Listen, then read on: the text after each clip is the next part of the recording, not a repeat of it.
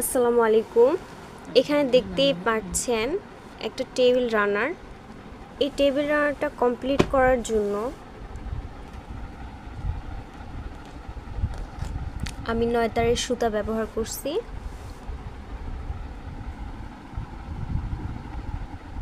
আর এই 9 তারের সুতা আপনারা যদি ব্যবহার করতে চান তাহলে এখানে 4টা গুটি আপনারা ব্যবহার করতে পারবেন। খুব সহজে এই টেবিল রানারটা তৈরি করতে পারবেন 9 তারের সুতা দিয়ে। শুধুমাত্র 4টা গুটিতে আপনার এই টেবিল রানারটা কমপ্লিট হয়ে যাবে। আর আপনি যদি এই 9 তারের সুতা দিয়ে টেবিল রানারটা কমপ্লিট করেন, এটা আপনি চাইলে আপনার লেন্থ আপনার ইচ্ছা মতো নিতে পারবেন। তো এখানে আমি 32 ইঞ্চি নিছি এটার লেন্থ।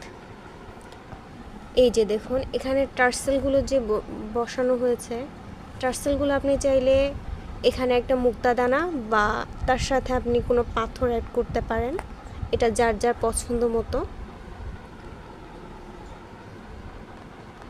আর এই টেবিল রানারটা কমপ্লিট করার জন্য আমি নিয়েছি 10 নাম্বার একটা সুই। এতে আপনার খুব বেশি কিছুই লাগে না। 10 নাম্বারের কাটা দিয়ে আপনি এটা খুব সহজে করতে পারবেন।